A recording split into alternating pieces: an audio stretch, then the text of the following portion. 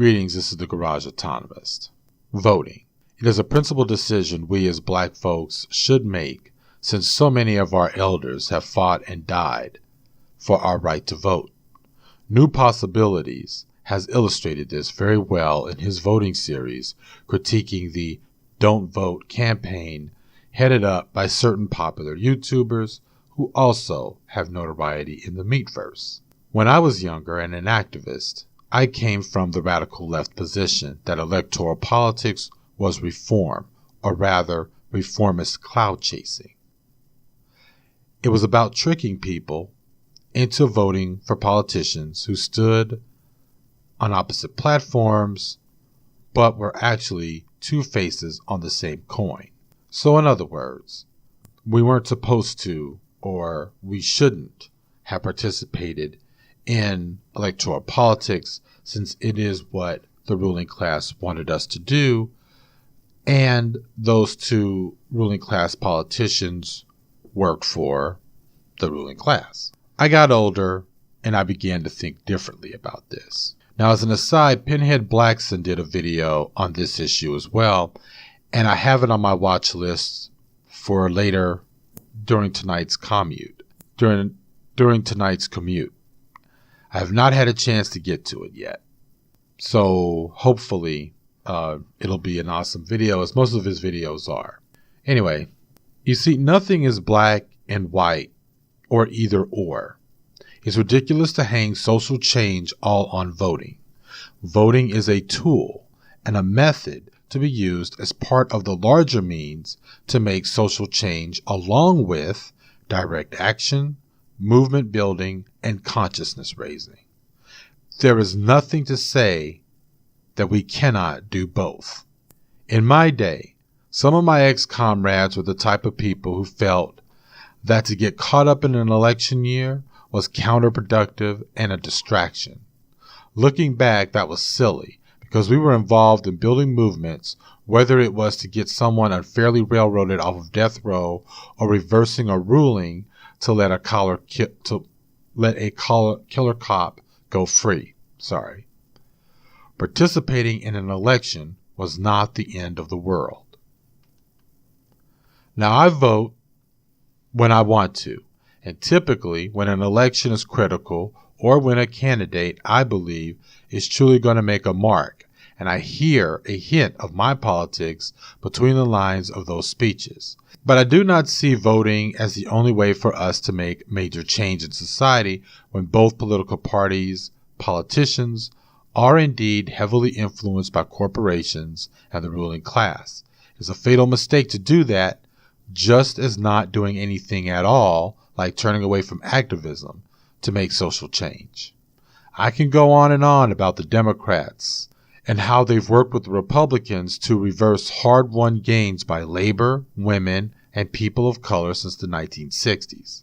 Hillary's voting record, again, very well illustrated by New Possibilities in his episode about Hillary Clinton, looks very much like a Republican's voting record. And so, having said that, I can definitely tell you that I understand where the pessimism and the popular view that the electoral process is quote-unquote rigged and seemingly hopeless and impenetrable.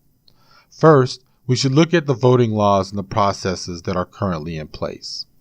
I have worked on 5 different independent electoral campaigns. 2 were presidential, 2 were mayoral, 1 was an independent campaign for governor's office in Texas. The first painful fact you learn is that whether you are a Democrat, a Republican, and especially an independent, is that in order for you to get on a ballot, you have to have a certain amount of money or a certain amount of signatures on a petition to put yourself on a ballot.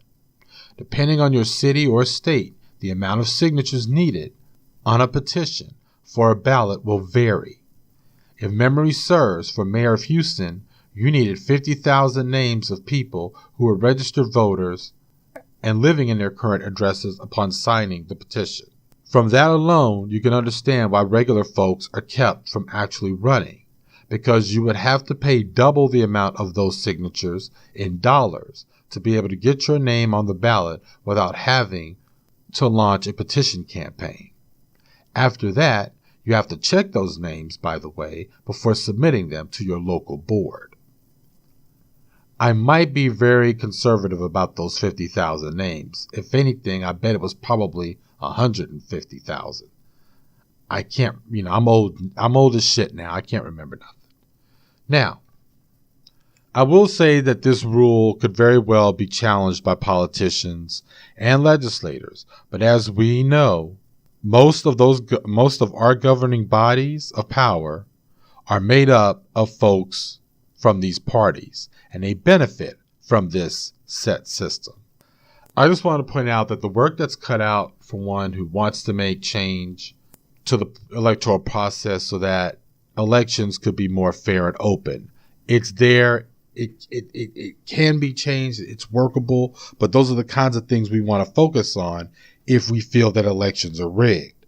So it's not about just voting for the right person to get in and make these changes. We have to sit and we have to study how the system works. And then we have to figure out what's the best determined place to go to. I don't vote Democrat and I don't vote Republican. I have for a long time voted for various socialist runners. When Obama ran, I voted for Cynthia McKinley of the Green Party. Prior to the actual election of 2008, I switched my registration, or rather switched parties from, I think, independent to green. And you can do that. If you're not aware that you can do that, you should. And sit down and look at everybody who's on the ballot. You can go on your website of your local city and town and state or whatever is up for election and just see who all is running. This time around, I might vote for Bernie as a big fuck you to the Democrats, who the centrists within that party are doing everything they can to swing things Hillary's way before the primaries. I'd rather vote for someone who I think might respond to the pressure of those of us who are progressive. And if that vote went to someone who lost in the primary or the election, I'd still feel better that I gave them my vote rather than Hillary or Trump. And when the fanfare is over with, I will do what me and my family and friends always do. We pick up the hammer and we go to work again as activists. Because as I said before, it's not always about elections and voting for us. If one tool doesn't get us what we want, then it's time to pick up another. So that's the answer to reform or revolution. We can use reform to make revolution, or we can either have to do revolution in order to get reform. So I don't know. I hope this my take on this is helpful. As again, between Pinheads Blackson and New Possibilities, so far they only had I've only seen these two coherent and strong arguments for electoral politics, for voting. I have not seen any other that has been coherent and or articulate. Just tell me what you think. And of course, I'm open to debate. There is no censorship here on this channel. This is the Garage Autonomist.